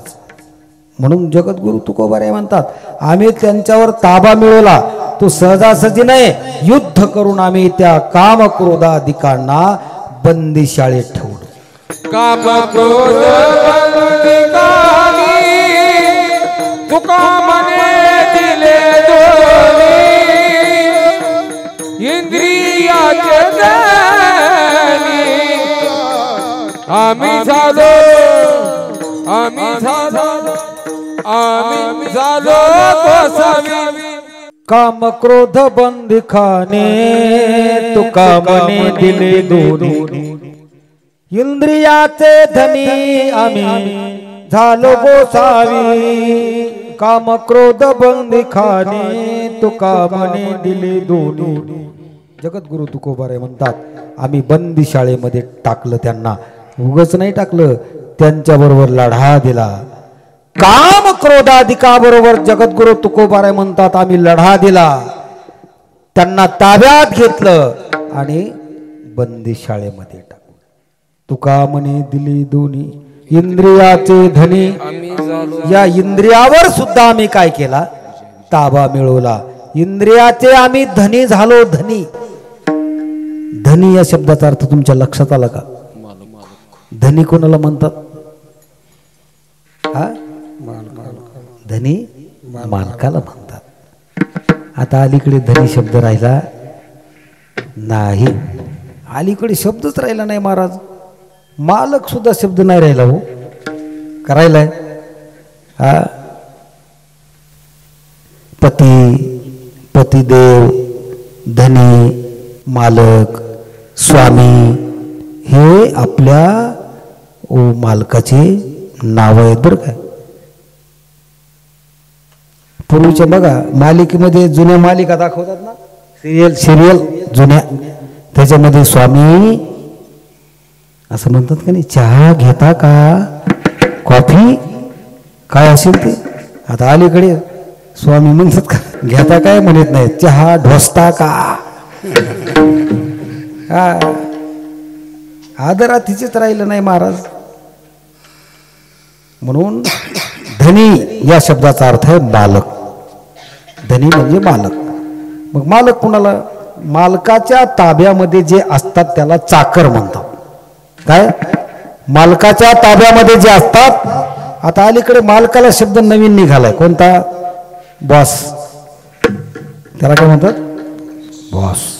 आमचे बॉस आहेत बरं का. आता कंपनीमध्ये जे कामगार असतात ना, जे खालचे पदावर असतात ते चाकर असतात बिचारे. बॉसनी सगळं सांगायचं, ऑर्डर द्यायची, आणि ह्यांनी पालन करायचं. तसं मालकाने सगळ्यांना कामे सांगायची आणि त्या बाकी खालच्या लोकांनी ते कामे करायची. तसंच आहे धनी म्हणजे मालक. कोणाचा मालक? जगद्गुरु तुकोबाराय म्हणतात आम्ही इंद्रियाचे धनी आहेत म्हणजे मालक आहोत. मग आम्ही इंद्रियाचं ऐकत नाहीत, इंद्रियांना आमचं ऐकावं लागतं. विठाला विठाला विठ्ठला विठ्ठला विठ्ठला. कसं आहे बरं काय, हे कीर्तन असं आहे महाराज, तुम्ही जेवढं बोलाल ना तेवढं कमीच पडत आहे. वेळच आपल्याला पुरत नाही, एवढा विषय फार मोठा आहे. म्हणून जगद्गुरु तुकोबाराय म्हणतात की इंद्रियाचे आम्ही धनी आहोत, आधी करून काम क्रोधाधिक विकारांच्यावर आम्ही ताबा मिळवला आणि इंद्रियाचे आम्ही मालक झालो. म्हणजे या सर्वांच्या बरोबर आम्हाला युद्ध करावं लागतं अंतर्दृष्टिकोनातून, आणि बाह्य दृष्टिकोनातून युद्ध करावं लागतं ते जगाबरोबर. म्हणून आम्ही कसे आहोत, किंबहुना संत कसे असतात, ते झुंजार असतात. झुंजार ते एक विष्णुदास जगे, या जगामध्ये विष्णुदास एकच झुंजार आहेत, बाकीचे झुंजार नाहीत. मग तुम्ही म्हणाल हे मोठमोठे नाव जे आहेत ते हा मोठमोठे आहेत नाव सुरांचे वीरांचे, मग हे काय झुंजार नाही तर काय? हे सामान्य झुंजार आहेत. अलग लक्षामध्ये हे यांचं शास्त्रामध्ये वर्णन आलेलं नाही. आपल्या दृष्टिकोनातून ते झुंजार आहेत, पण त्यांनी काम क्रोधाधिकांना जिंकले का? बाह्य जगाला जिंकला असेल, पण काम क्रोधांना जो जिंकतो त्यालाच शास्त्र झुंजार म्हणतात, त्याला संत महात्मे झुंजार म्हणतात. म्हणून या जगामध्ये जर झुंजार कोण असतील तर ते विष्णुदास आहेत. बरं महाराज ठीक आहे, मग असे ते विष्णुदास आहेत, ते झुंजार आहे, सूरवीर आहेत. पुढे त्यांचं लक्षण काय? त्यांना जगद्गुरु तुकोबाराय म्हणतात त्या संतांना पाप पुण्य लागत नाही. पाप पुण्याअंगी नातळे त्या. का बरं पाप पुण्य त्यांना लागत नाही? त्याचं उत्तर जगद्गुरु तुकोबारायांनी दुसऱ्या चरणामध्ये दिलेलं. गोविंद शयनी गोविंदासनी गोविंद शयनी गोविंद शयनी गोविंदासनी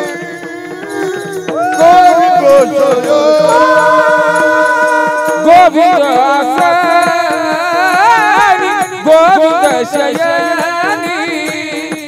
गोविंदासनी गोविंद शयनी गोविंदासनी गोविंद शयनी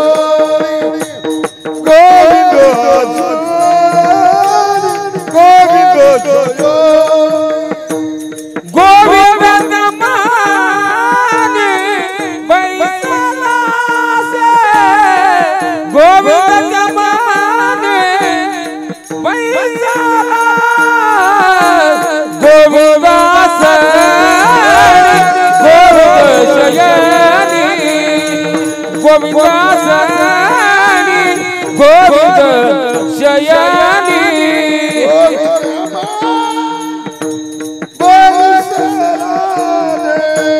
गोविंद नमानि बैसला गोविंदासनि गोविंद शयनी गोविंदासनि गोविंद शयनी.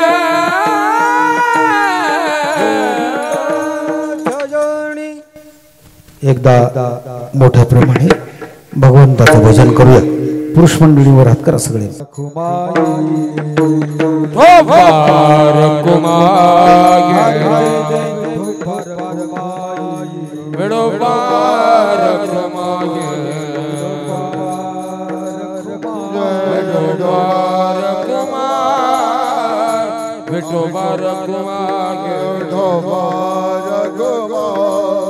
विठोबार कुमार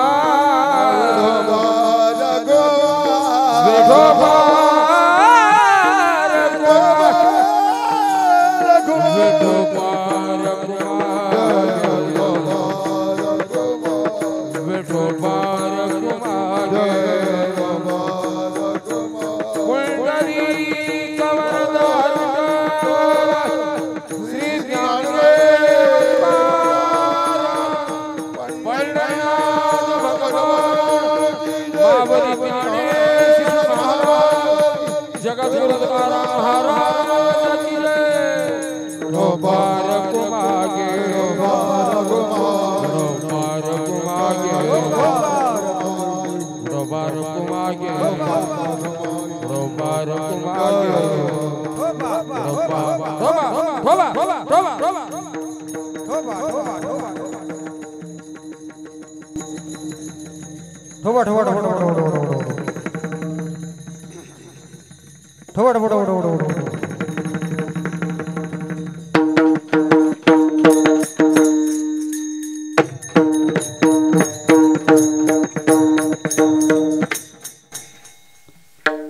घ्या खाली घेतले वाटते. तुम्ही म्हणसाल महाराज 4 वर्ष झाले आमच्या सप्त्याला, हे काही सांगावं लागतं का? खाली हात घ्यायला, वरती हात करा म्हणावं लागलं, सांगावं लागलं, तरी सुद्धा काही काही आळस करतच होते. पण मागावून वाटलं, त्यांना वाटलं जमत नाही का आता, केले हात वर. पण खाली घ्या कुणाला म्हणावं लागलं नाही. काही काही नाही तर 3ऱ्या टाळीला हात खाली घेतले महाराज. 3ऱ्या टाळीला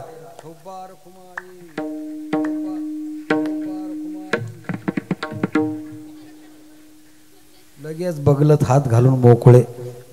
आलं लक्षात? काही काही नाही परस्परम समर्पयामी. माहिती आहे का तुम्हाला? नाही महाराज, टाळीचं फार महत्व आहे. कीर्तनात टाळी वाजवलीच पाहिजेत. कीर्तनात टाळी जर तुम्ही वाजवली नाही त्याचा परिणाम काय होतो माहिती आहे का तुम्हाला? कीर्तनामध्ये येऊन जर तुम्ही टाळी वाजवली नाही त्याचा परिणाम महाराज पुढच्या जन्मामध्ये आपल्याला दहीवडीत बाजारात टाळी वाजवावं लागेल. म्हणून कीर्तनात आळस करायचं नाही बरं काय मंडळी. टाळी वाजवलीच पाहिजेत. विठाला विठाला विठाला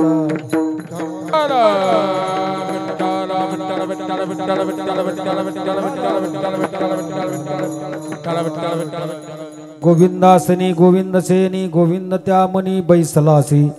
जगद्गुरु तुकाराम महाराज म्हणतात की संतांना पाप पुण्य का लागत नाही त्याचं कारण महत्वाचं आहे.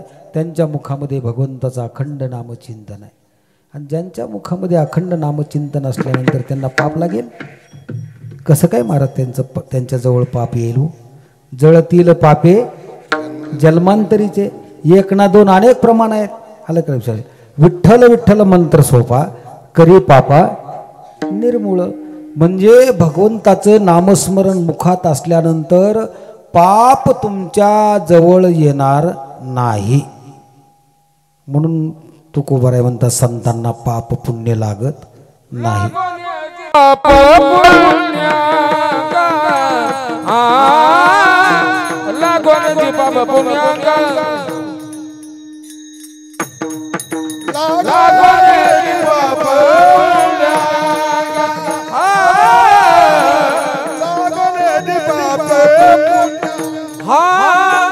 तुका म्हणे आम्ही झालो आपली रूप लागण्याची पाप पुण्य लागण्याची पाप पुण्य लागण्याची पाप पुण्य तुका म्हणे आम्ही झालो आपली रूप लागण्याची पाप पुण्य लागण्याची पाप पुण्य लागण्याची पाप पुण्य.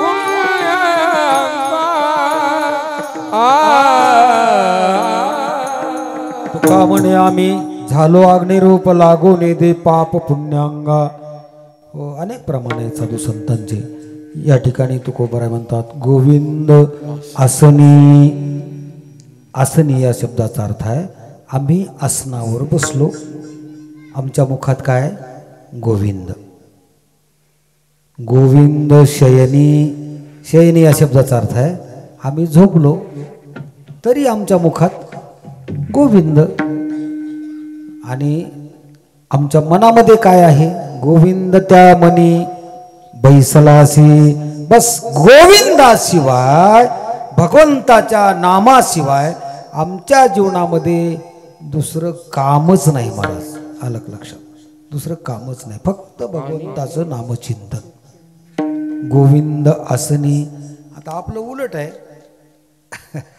आपलं उलट आहे महाराज.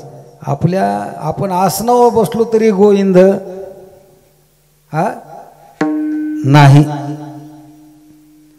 आणि झोपलो तरी गोविंद नाही. मग आपल्याला स्वप्न पडलं, मग स्वप्नात काही गोविंद येईल का आपल्या? अहो, आसनावर बसलं तर गोविंद, म्हणजे जागृतीमध्ये गोविंद नाही. जागृतीत जर गोविंद नसेल तर स्वप्न काय गोविंदाचं पडणार आहे का? पण साधू संतांचं तसं नाही महाराज. जागृतीमध्ये गोविंद, झोपलो तरी गोविंद, आणि स्वप्न जरी पडलं तर संतांना स्वप्न सुद्धा जे पडले ना महाराज, ते गोविंदाचे स्वप्न पडले. विठाल विठाल विठ्ठल विठ्ठल. आपल्याला स्वप्न पडतात ते वेगळे हो. आपले स्वप्न सांगू का तुम्हाला?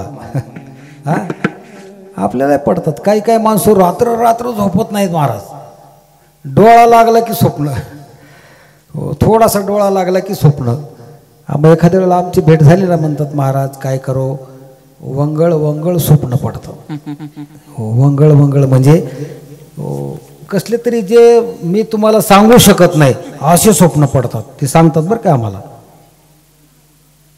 त्याचं कारण काय असेल बरं?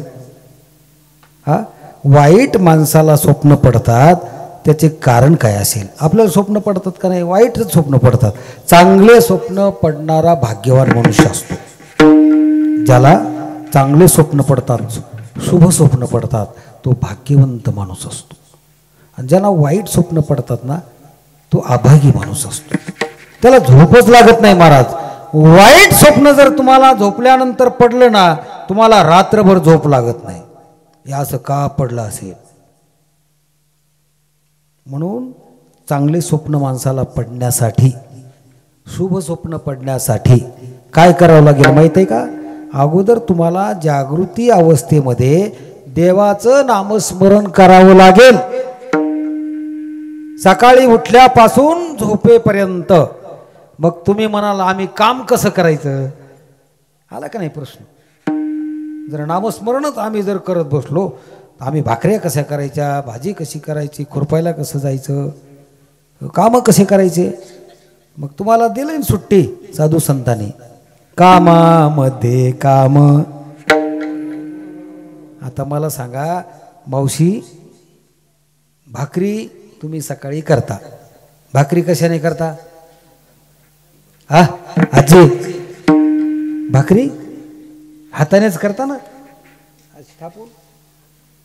अशी नाही करत आता हातावर. बरं कशी का असे ना, हाताने थापून करताय भाकरी. भाकरी हाताने करताय, मग तोंडाला काय काम आहे? तोंडाला काय काम असतं भाकरी करताना? काहीच काम नसतं. एखादी मावशी म्हणेन महाराज मिस्त्री लावलेली असती, मिस्त्री भरलेली असती ना इकडं. तुमच्याकडे नाहीत बरं का तशा महिला, मिस्त्री लावणाऱ्या महिला इकडं एक सुद्धा नाही. आणि कीर्तनाला आलेली तर एक सुद्धा नाही. मग हाताला काम आहे भाकरी करायचं, मुखाला काय काम आहे? काहीच काम नाही महाराज. तुम्ही जर भाकरी करत असताना रामकृष्ण हरी रामकृष्ण हरी रामकृष्ण हरी म्हणून भाकरी थापली, आणि ती जर तुमच्या मालकाने खाल्ली, मालक जर दारू पिणारा असेल, रोज पिऊन येणारा जर असला ना, तरी सुद्धा तुम्ही रामकृष्ण हरी म्हणत केलेली भाकरी त्या मालकाने जर 6 महिने खाल्ली ना, मी जास्त सांगावलो बरं काय, 6 महिने म्हणजे फार झाले महाराज. रामकृष्ण हरी म्हणत तुम्ही प्रयोग करून बघा. रामकृष्ण, एखाद्या माऊलीचा जर मालक दारू पित असेल ना, मदिरापान करत असेल, रामकृष्ण हरी म्हणे स्वयंपाक करा आणि त्याला खाऊ घाला, पा अनुभव येतो का नाही महाराज? अनुभव आलाच पाहिजेत. ही नामाची ताकद आहे महाराज, अलग लक्षामध्ये. अहो, जे नामस्मरण केल्यानंतर मेलेला मनुष्य माणूस जिता होतो, मेलेला मनुष्य जिवंत होतो. मग हे जिवंत का नाही सुधारणार महाराज? का सुधरू शकत नाही? आपले प्रयत्नच नाहीत महाराज तसे. विडाला विडाला विडाला विठ्ठला विठ्ठला विठ्ठला विठ्ठला विठ्ठला विठ्ठला. म्हणून जागृतीमध्ये नामचिंतन केलं तर स्वप्न सुद्धा भगवंताचं पडत असतं किंवा नामस्मरणाचं पडत असतं. ज्ञानोबारायांची ओवी आहे. ज्ञानोबाराय म्हणतात, ज्याचं आपण जागृतीमध्ये चिंतन करतो, ज्या पदार्थाचं, ज्या व्यक्तीचं, अलग लक्षामध्ये तीच व्यक्ती, तोच पदार्थ आपल्या स्वप्नामध्ये येत असतो. म्हणून जागता जव असिजे, जेने ध्याने भावना भाविजे, डोळा लागत खेव देखिजे तेच स्वप्नी. ज्ञानोबाराय म्हणतात, डोळा लागल्याबरोबर ते तुमच्या स्वप्नामध्ये येणार, ज्याचं जागृतीमध्ये चिंतन केलं ते. विडाला विडाला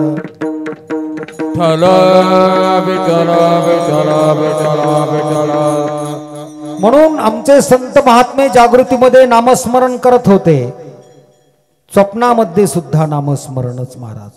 नवे रात्री नामस्मरण, दिवसा नामस्मरण. अंगी खेळे दैवत हे. ध्यानामध्ये पांडुरंग, मनामध्ये पांडुरंग. पांडुरंग ध्यानी आणि पांडुरंग मनी. जागृती स्वप्ने पांडुरंग. या न्यायाने जगद्गुरु तुकोबाराय म्हणतात, गोविंद आसनी, गोविंद शयनी, गोविंद त्या मनी बैसलासी. त्यांच्या मनामध्ये सुद्धा गोविंदच आहे. विठाला विठाला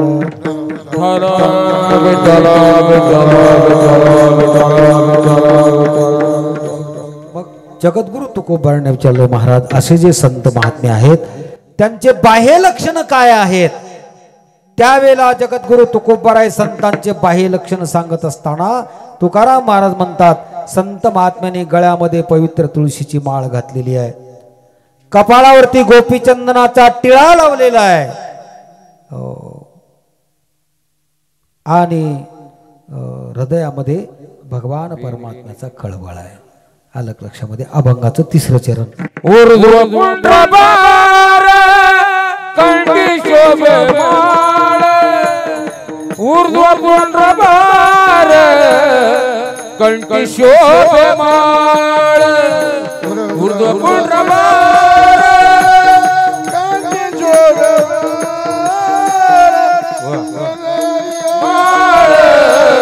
कंठी शोभे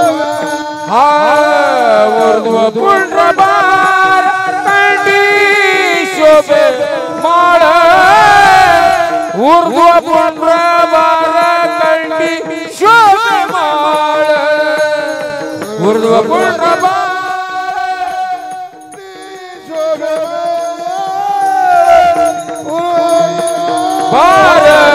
कंठी शोभे माळ, तीन जे कळी काळ तेरे भेरे, काप्याचे कळी काळ तया भेरे, गोविंद आसनी, गोविंद शयनी, गोविंद आसनी, गोविंद शयनी, गोविंद आसनी, गोविंद शयनी, गोविंद आसनी, गोविंद शयनी, गोविंद आसनी, गोविंद शयनी, गोविंद आसनी, गोविंद शयनी, गोविंद आसनी, गोविंद शयनी, गोविंद आसनी, गोविंद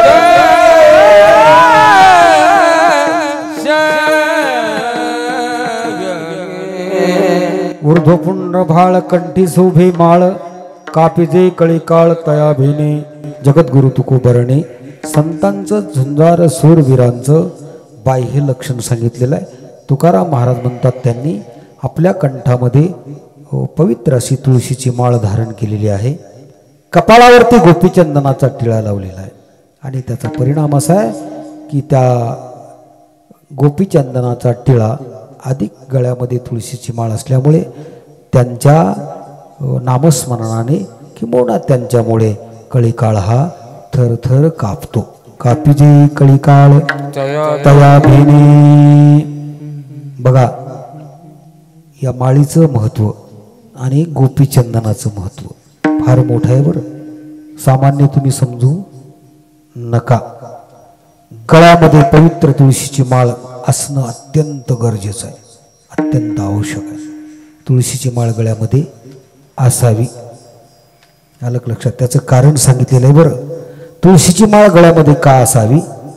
जो मनुष्य माणूस म्हणून जन्माला आला ना, त्याने पवित्र तुळशीची माळ गळ्यामध्ये घालूनच मेलं पाहिजे. काय? जो माणूस म्हणून जन्माला आलेला आहे, पवित्र तुळशीची माळ गळ्यामध्ये घालूनच त्याने मेलं पाहिजे. तुम्ही म्हणाल महाराज का बरं? नाहीतरी मेल्यानंतर घालतातच ना हो. घालतात का नाही? तुळशीची माळ गळ्यामध्ये माणसाने जिवंतपणे घालावी ना. मेल्यानंतर काय उपयोग आहे? आता मेल्यानंतर बघा काही काही माणसं, आता आपल्या सगळ्याच हिंदू धर्मामध्ये अशी एक प्रथा आहे, मनुष्य मेला की मेल्यानंतर त्याला शेवटी नेतात ना, कुठं आहे तो आपला ठराविक बंगला तिथे नेतात.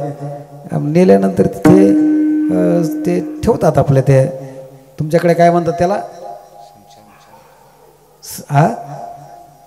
आमच्याकडे त्याला सरण म्हणतात. सरण तुमच्याकडे चित्ता. बरं काय असेल ते असेल, चला त्याच्यावरती ठेवल्यानंतर बघ कुठेतरी कोपऱ्यातून आवाज येतो. काय आवाज येतो? महिला मंडळीकडून आवाज येतो बरं, काही जास्त पुरुषाकडून नाही. बाबाच्या तोंडात तुळशीचं पान तरी घाला ना, असा आवाज येतो. आणि मग म्हणतात अहो तुळशीची आणली का? तुळशीचं पान घाला, तुळशीचं पान तोंडामध्ये घाला. आमचे महाराज मंडळी म्हणत असतात, ज्याने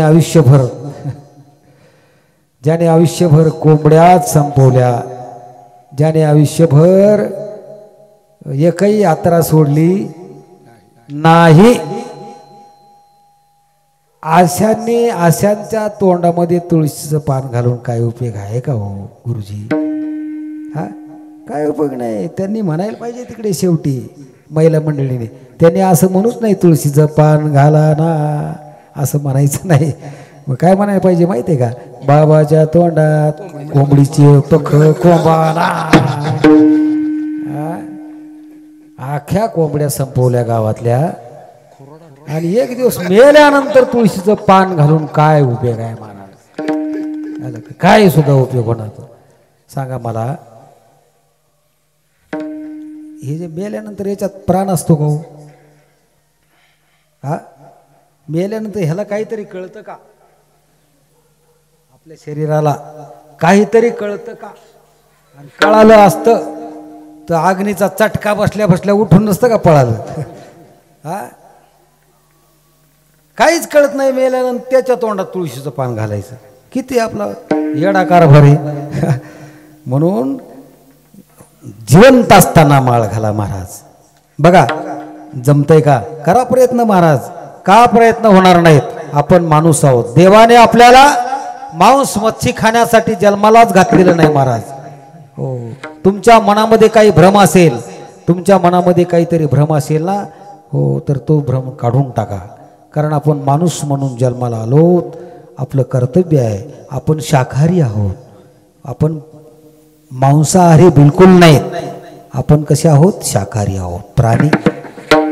मांस आहार करण्याचा आपल्याला 0% सुद्धा अधिकार नाही. लक्षात ठेवा. म्हणून मांस आहार करणं बंद करा. कारण तो आपला आहार नाही. त्याचा परिणाम फार मोठा होत असतो महाराज. त्याचा परिणाम फार मोठा होत असतो. साधू संतांनी वर्णन केलेलं आहे. जगद्गुरु तुकोबाराने आधी करून महात्म्यांनी वर्णन केलेलं आहे. आता तुम्हाला मांस खाताना बरं वाटतं, आता तुम्हाला एखादं बकरं कापताना बरं वाटतं, आता तुम्हाला कोंबडी कापताना बरं वाटतं, पण पुढच्या जन्मामध्ये तोच बकरा आणि तीच कोंबडी तुमचा बदला घेतल्याशिवाय काय राहत नाही. बदला घेत असते. तुम्ही आज तिला कापताय ना, उद्या ती तुम्हाला कापणार आहे. मांस खाता हौस करी जोडून वैरी ठेविला. म्हणून बघा, शक्य होईल तर चांगली गोष्ट आहे. चला, माळ ही गळ्यामध्ये असावी. पवित्र तुळशीची माळ गळ्यामध्ये घातली, आपण भगवान परमात्म्याची आवडीचे होत असतो आणि भगवान आपल्याला अखिल कोट ब्रह्मांडाना एक परमात्मा आपल्यावर प्रेम करत असतो. महाराज, आवडे देवाची तो ऐका प्रकार, नामाचा उच्चार रात्रंदिवस. तुळशी माळ गळा गोपी चंद्र टिळा, हृदय कळवळा वैष्णवांचा. बर का, पवित्र तुळशीची माळ गळ्यामध्ये असते वैष्णवांच्या आणि मुखामध्ये नामस्मरण असतं. कपाळावर गोपीचंदनाचा टिळा असतो. त्या गोपीचंदनाच्या टिळाचंही महत्व आहे. महाराज, बिडाला बिडाला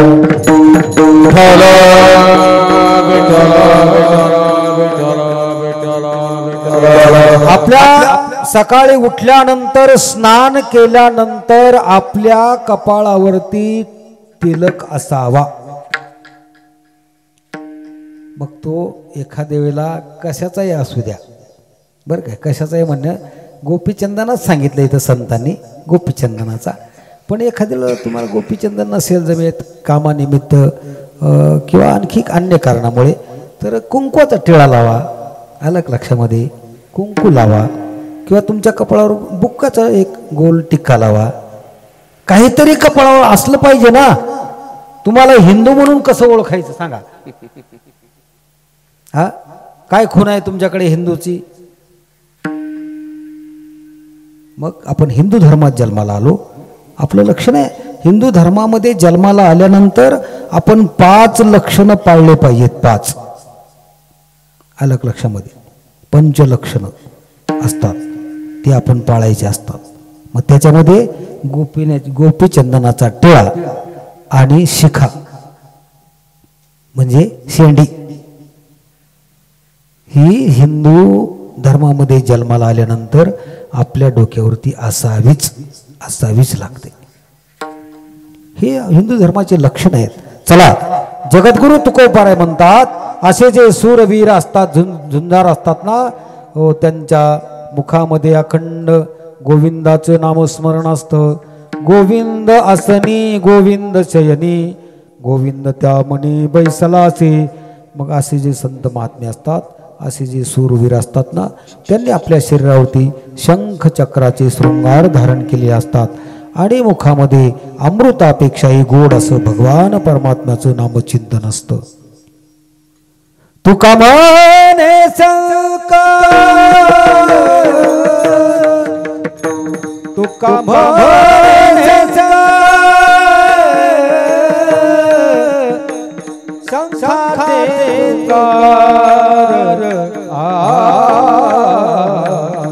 तुका म्हणे तुका म्हणे तुका म्हणे चक्राचे शृंगार. तुका म्हणे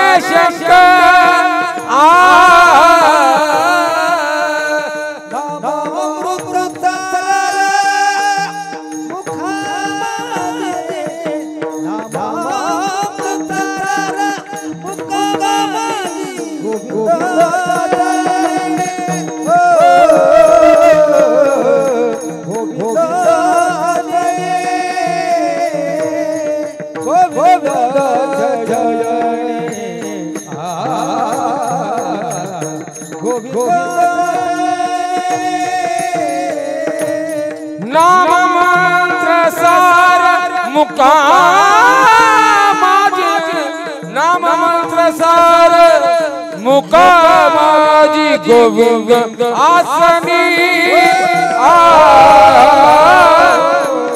गोविंद आसनी गोविंद शयन गोविंद आसनी आसनी गोविंद तुका म्हणे शंख चक्राचे शृंगार नामामृत सार मुखा माझी गोविंदासनी गोविंद चेनी गोविंद त्या म्हणे बैसलासी. एकदा मोठ्या प्रमाणे जसं भगवंताचं भजन केलं तसं साधू संतांचं भजन करा. ज्ञानेश्वर माऊली ज्ञानराज माऊली ज्ञानेश्वर माऊली ज्ञानराज महाराज ज्ञानेश्वर माऊली महाराज ज्ञानेश्वर माऊली ज्ञानराज माऊली ज्ञानेश्वर माऊली ज्ञानराज ज्ञानेश्वर माऊली ज्ञानराज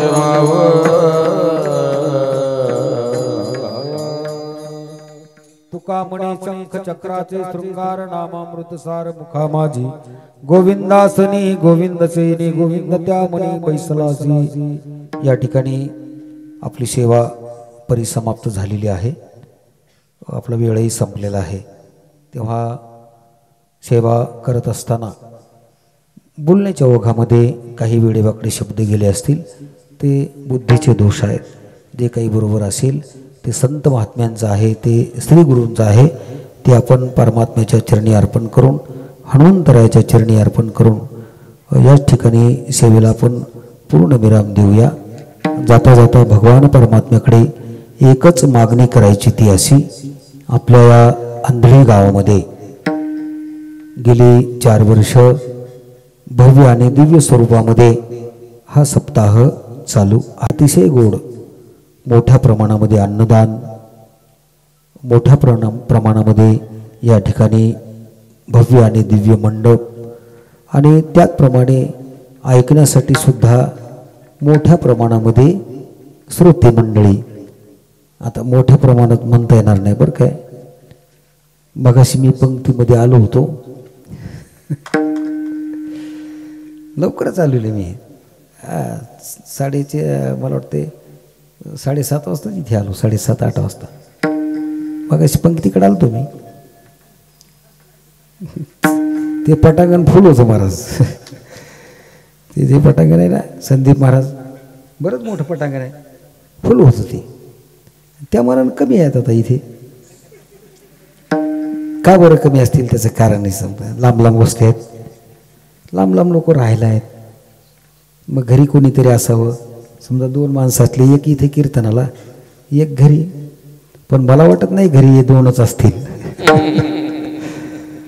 घरी 4-5 आहेत. पण काही काही बिचारे आळस येतं हो. जेवण झालं की आळस 100% आलाच म्हणून समजा. म्हणून अलीकडे आमच्या महाराज मंडळीने, बरं काय सरपंच साहेब, आमच्या महाराज मंडळीने बऱ्याच महाराष्ट्रामध्ये नवीन प्रयोग चालू केलेला आहे. तो म्हणजे कीर्तनाचा वेळेमध्ये बदल केलेला आहे. वेळेत बदल केलेला आहे. तो म्हणजे आता आपण 9 ते आ करा. सहजच माणसा सोयीनुसार तुम्हाला जसा सुटेबल होईल असा जर होत असेल काही अडचण नाही. 7:30 पर्यंत तुम्ही धारा बिरा काय असतील गायांच्या ती काढून दूध घालून तुम्ही 7:30 वाजता इथे कीर्तनाला येऊ शकता. आणि 9 वाजता कीर्तन झाल्यानंतर 9 वाजता म्हणजे काहीच नाही ना हो. तुम्हाला आळस येणार नाही, झोप येणार नाही, जांभळी येणार नाही, काहीच नाही. फ्रेश तुम्ही कीर्तनामध्ये बसणार. बघा प्रयोग करून जमतोय का. सगळ्यांच्या विचाराने, ग्रामस्थ मंडळीच्या. आलं लक्षात. आता आपली सेवा संपलेली आहे. या ठिकाणी येण्याचा योग आमचे परमस्नेही परमादरणीय आमचा आणि त्यांचा जवळजवळ 40 वर्षाचा अतिशय जवळचा संबंध आहे. कौटुंबिक म्हणायला काही अडचण नाही. कारण धनाजी महाराज आणि आम्ही बाबांच्या दिंडीमध्ये, केंद्रे महाराजांच्या दिंडीमध्ये बरोबरच असतो. आमचे वामन नाना, धनाजी महाराज, अशोक महाराज, बोराटवाडीची बरीच मंडळी असतात.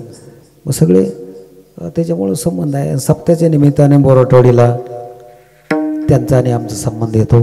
अतिशय वारकऱ्यावरती प्रेम करणारं कुटुंब, म्हणजे एकावरच असं निवडून नाही बरं काय, एकाच महाराजावर प्रेम करते असंही नाही.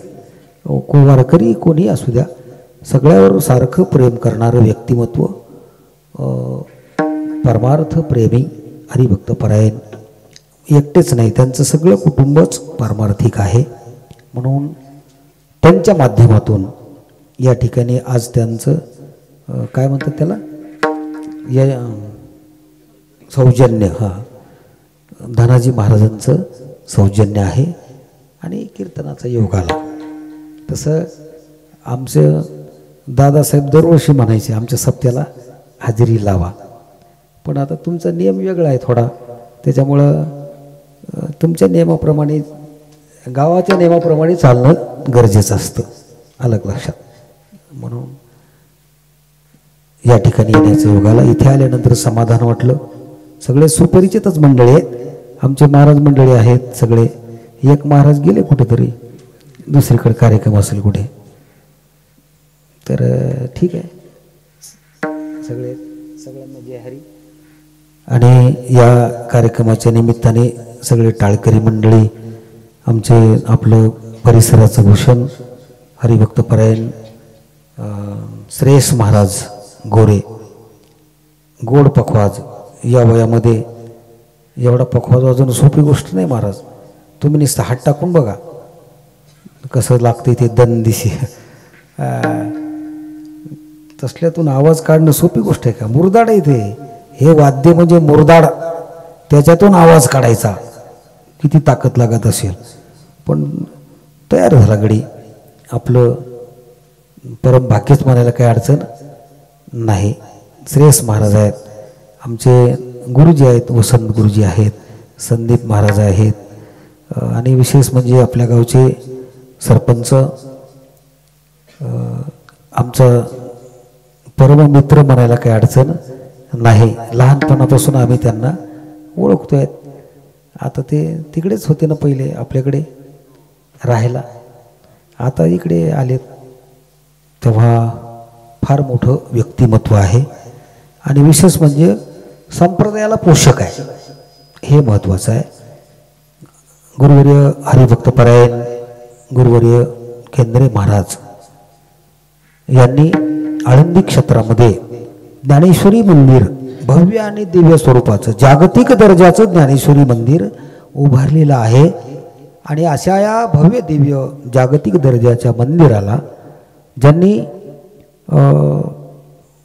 आपल्या स्वकष्टातून, आपल्या प्रपंचातून थोडासा वाटा बाजूला काढून गेल्या वर्षी मला वाटते 1,00,000 रुपये आणि ज्ञानेश्वरी मंदिरासाठी देणगी दिलेली आहे. अलग लक्षामध्ये श्रीमंत माणसं भरपूर असतात, सत्कार्याला हातभार लागणं फार परम भाग्याचं लक्षण असतं. म्हणून तेही दादासाहेब या ठिकाणी उपस्थित आहेत. आणि विशेष म्हणजे आमच्या आपल्या परिसराचं परम भाग्य उदयाला आलेलं आहे, ज्यांच्यामुळे आपल्या परिसराचे माननीय नामदार, ज्यांना ग्रामविकास मंत्रालय मिळालं, असे आमचे परमस्नेही परमादरणीय जयकुमार भाऊ गोरे, त्यांचा हा परिसर सुजलाम सुफलाम. आता मी महाराज सकाळी 6 वाजता बसलोय घरून, 4 वाजता उठलो बरं का. संदीप महाराज 4 वाजता उठलो आणि सकाळी 6 वाजता एसटीत बसलो. किती तास लागले मला. दहिवडेमध्ये किती वाजता आलो आहेत का इथे? नाही, 6:30 वाजता दहिवडीमध्ये आलो, उतरलो. म्हणजे 12.5 तास एसटीत बसून. 12.5 तासामध्ये आमच्या परभणीपासून तर मला वाटते बार्शी कुर्डवारीपर्यंत एकही ऊसाचं टिपरून नव्हतं. काय हे सांगायचं मला, दुसरं काही सांगायचं नाही. एकही ऊसाचं, नुसता उन्हाळा महाराज, नुसता डोंगरच. पण इकडं आलं ना, पुढे आलं पश्चिम महाराष्ट्रामध्ये पंढरपूरच्या जवळपास आलं की ऊस, हिरवगार वातावरण दिसायला लागलं. त्याचं कारण आहे हे जे आपले जे मंडळी आहेत ना, सगळे राजकीय क्षेत्रातली मंडळी, यांना जाण आहे आणि ती सर्वज्ञ आहेत. त्यांना माहीत आहे आपण जर यांचा विकास केला जनतेचा, तर जनता आपला विकास केल्याशिवाय राहणार नाही. आलं लक्षात? आणि खरंच असतं महाराज. नुसतं तुम्हीच जर तुमचंच जर करत राहिला तर लोक मग विचार करतात ना.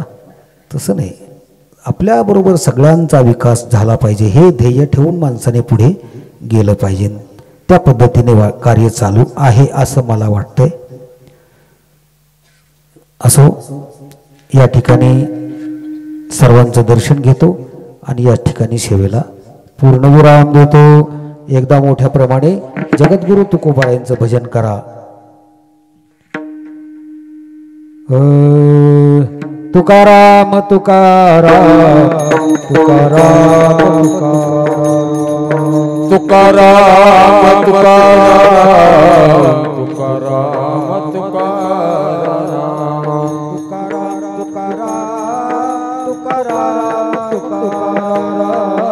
तुकाराम तुकाराम तुकाराम